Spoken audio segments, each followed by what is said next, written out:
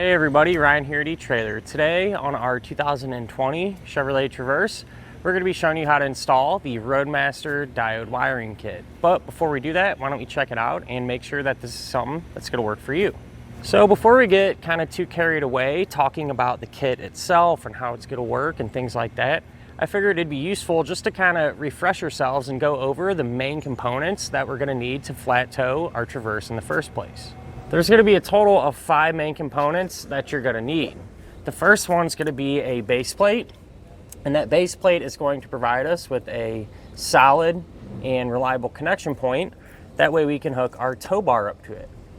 Tow bar is going to be that second component, and this is going to be the physical link that connects the front of your Chevy to the back of your motorhome.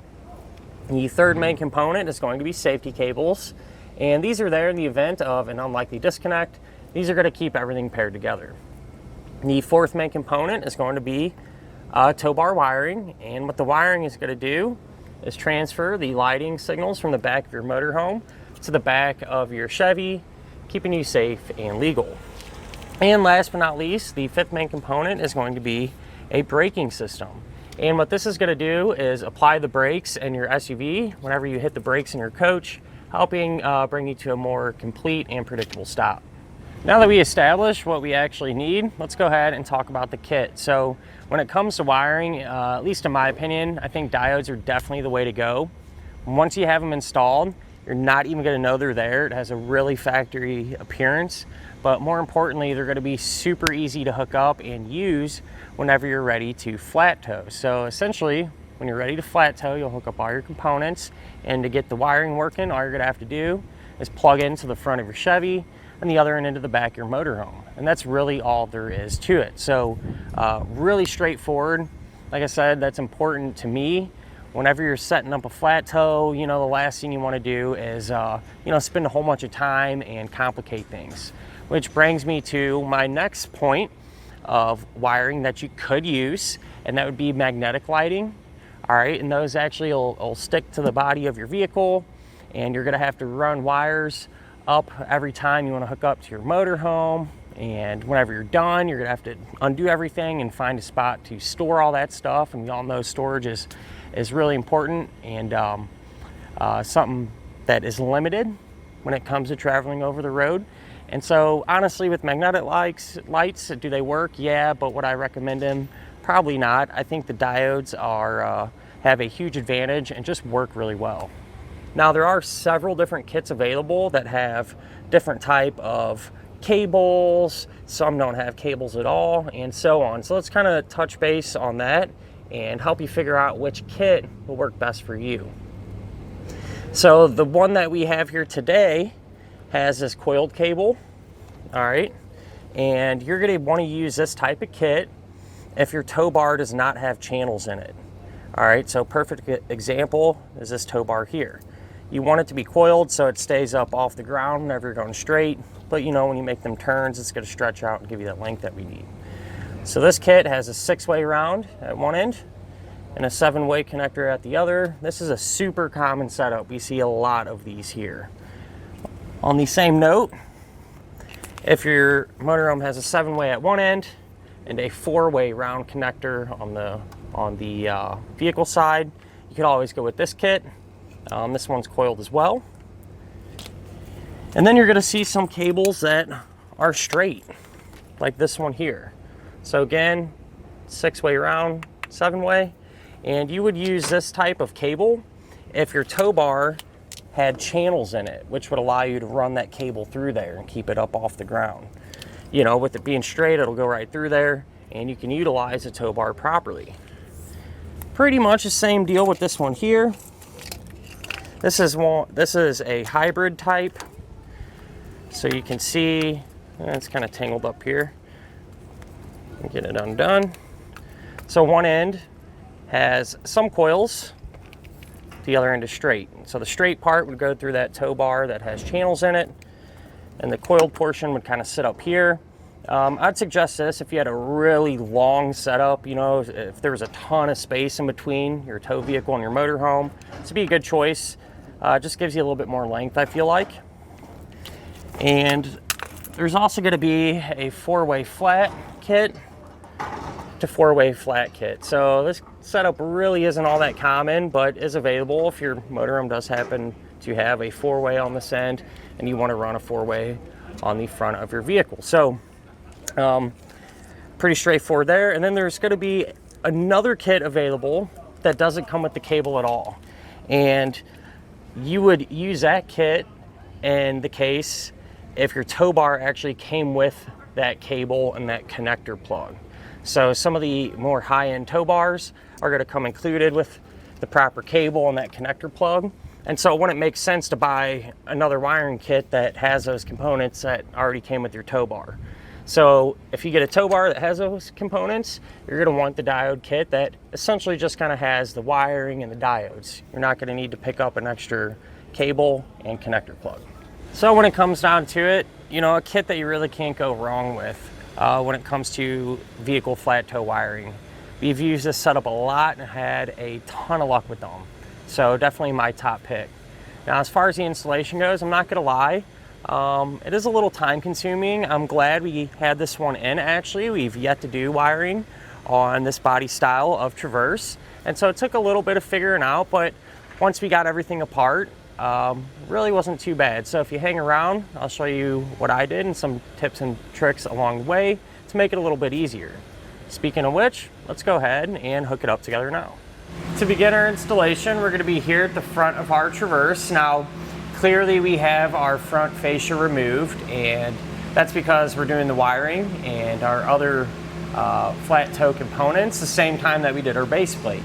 And it just makes it a lot easier. You know, we have all this extra room to work, so I would suggest doing it that way. But that said, you don't have to have the fascia off to get the wiring completed. With that said, the first thing that we want to do is take one end of the bundle of wire, and we need to prep it so we can hook it up to our connector plug. I do suggest taking the dust cover, just sliding that on first and just push it out of the way for now. And we're going to separate each wire. So we'll just carefully kind of clip in between them. Going to pull them apart, usually a few inches. Is pretty good. Once the wires are split, what I like to do is just cut a little bit off the ends. That way we kind of have a fresh start here. And then we want to strip back the insulation on each individual wire. Give it a good twist. That way when we hook it up, now we'll have a proper connection. Go ahead and do this for all of them.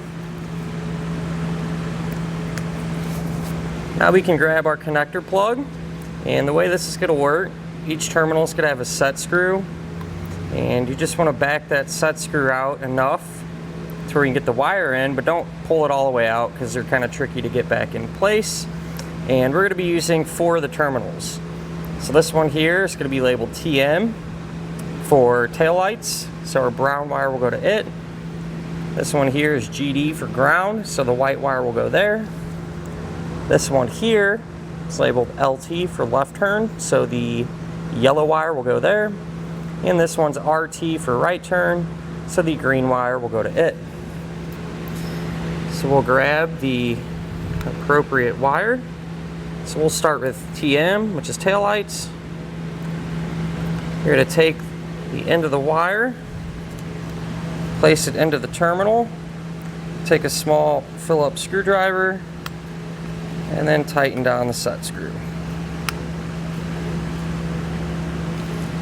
And I'll just do that same thing for our 3 remaining wires. Once you have all of the wires hooked up, this is what it's going to look like. So pretty straightforward. And then what we can do is take our dust cover, put it over it. I do want to mention, you can apply some dielectric grease to the terminals and seal everything up really nice. What I like to do is wait to the very end, once everything's hooked up and I know it's working properly. That way if we have to come back and make any repairs or adjustments, anything like that. We're not going to have all that grease and all the sealer here at our connector. So we'll wait later on to do that. And with that said, we can take our connector bracket and we're just going to secure it to the base plate.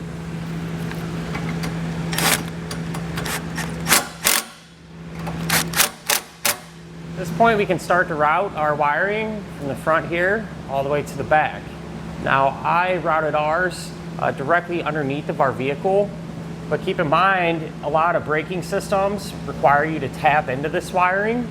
So if your braking system does, you'll probably be better off running this up into the engine compartment and back down. That way it's easier to get to and get everything hooked up.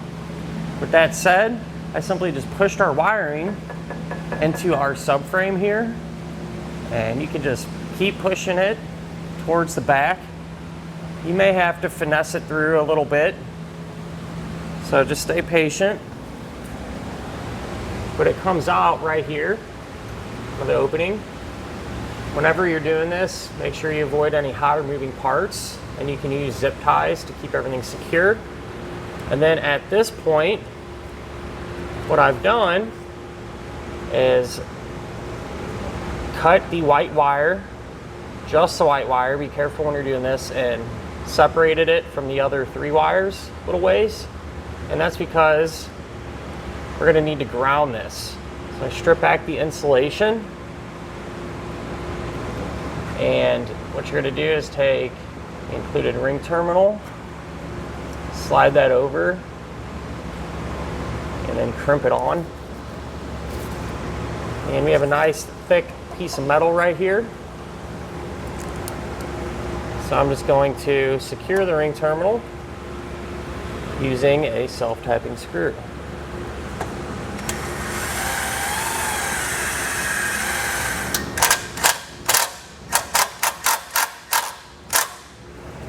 Once that is nice and tight, if you look, we're still going to have the remaining portion of our white wire attached. And we just want to completely separate this from the rest of our harness. And you want to hold on to it because we're going to be using it a little bit later on in the installation. But with that said, once you have this removed, we're going to continue to route our 3 wires towards the back of the vehicle. So I went ahead, got the wiring routed, and I simply just followed these factory lines, securing them along the way every now and again with the zip ties. So it just continues on. Comes out, just behind our fuel tank right there. And then it goes up and over our subframe. And it's a little tricky to see, but right here in this area, what I did was split the green wire away from our yellow and brown wire. And the end of the green wire, I taped on one end of the white wire that we saved.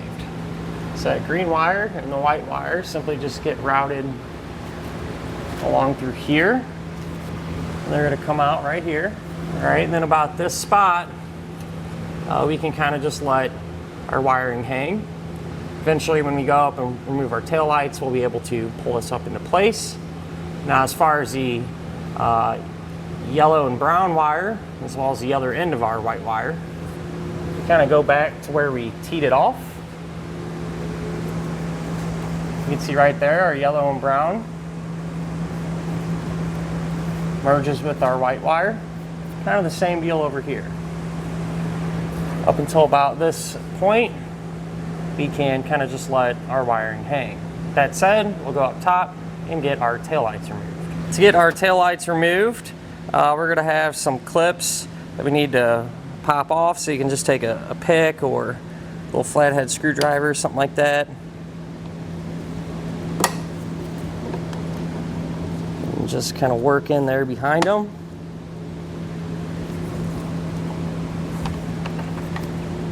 So we're going to have these two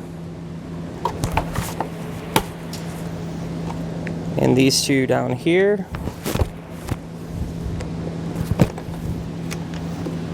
And behind those covers, there's going to be a 7mm screw.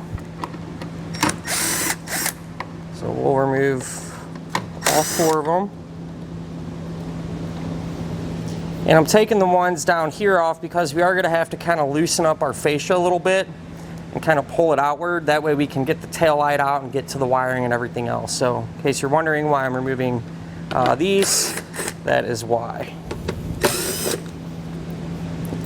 And then down here, there's going to be another fastener. And we'll pull that out using a T15 Torx bit. In order for us to kind of pull our fascia off a little bit, we need to come to our rear wheel well liner, and we're going to have 4 T15 Torx bit screws.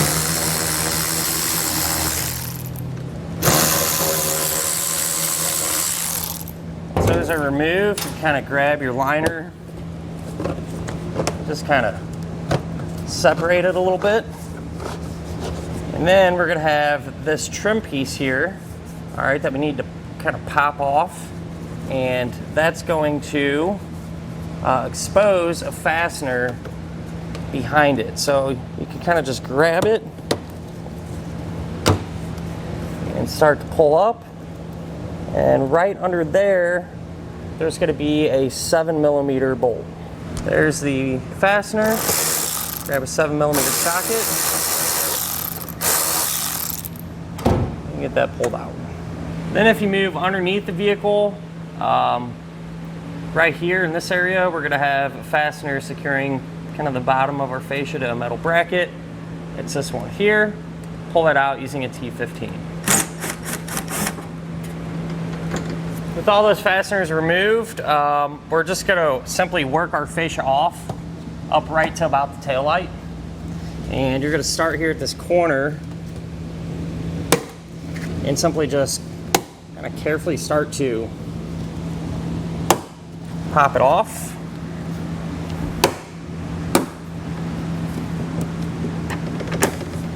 It's going to be pretty tight right here. That's normal.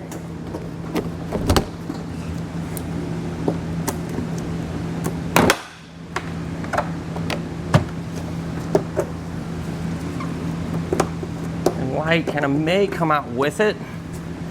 If it does, that makes it a little easier actually. So we have to kind of pull our fascia out. We can flip our tail light around and disconnect it. So there's going to be a red connector there. You can simply just pull back on that and then squeeze down on the center, releasing the connector, and we can set our light off to the side.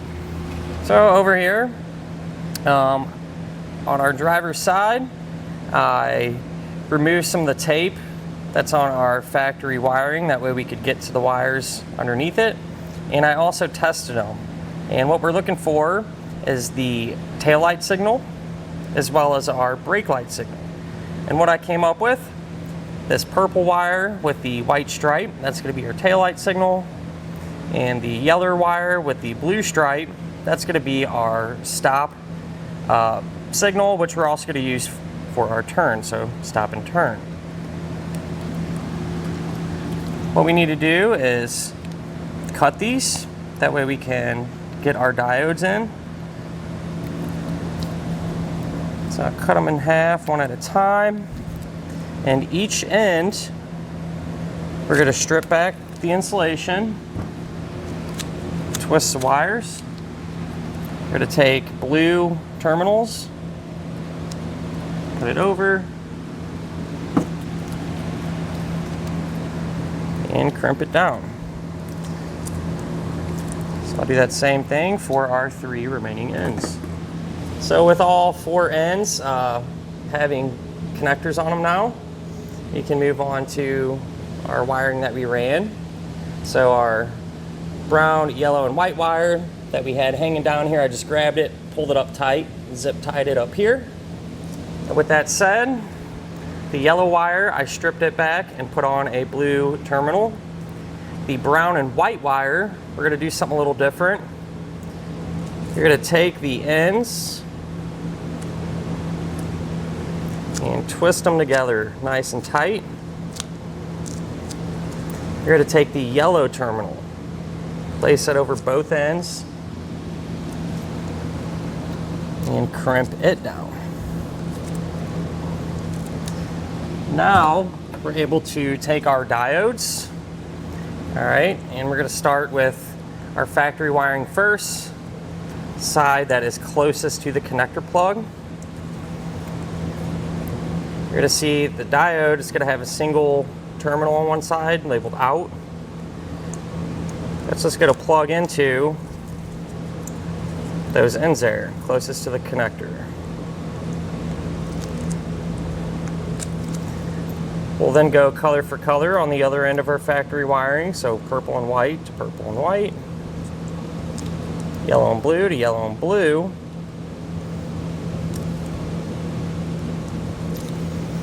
And we can grab our new wiring. Just gonna tuck that down. Since the purple wire with the white stripe is our taillight signal, we're gonna plug the white and brown wire into that diode. And since the yellow wire with the blue stripe is going to be our stop and turn, we'll take our new yellow wire and plug it into this diode. At this point, I secured our diodes, so there's sticky tape that's on the back of them. Just peel it off, put it to the body. Make sure the surface is clean though. I wiped it down with a paper towel and some rubbing alcohol. That way they don't come off. And with that done, now we can plug our taillight back in and get everything re-secured here. Once this side is done, I'm just gonna kind of loosely get everything going again and move over to the other side and essentially repeat that same process to loosen up that side of the fascia and everything else. So now that the driver's side is done, we essentially did the same exact thing over here on the passenger side. You know, you're gonna loosen up your fascia, remove the tail light, and hook into the wires. The wiring that we're gonna use over here, the gray wire with a brown stripe, that's gonna be our factory taillight signal. So the white diode wire will go to it. And then for the stop and turn, the factory brown wire with a green stripe, that's going to be for stop and turn. So our diode green wire will plug into there. So now it's a good idea to test our wiring to make sure that it's working properly. So I went ahead and plugged into a test box, turn on our taillights, our left turn signal, our right turn signal, and our brake lights. And that'll finish up our look at and our installation of the Roadmaster Diode wiring kit on our 2020 Chevy Traverse.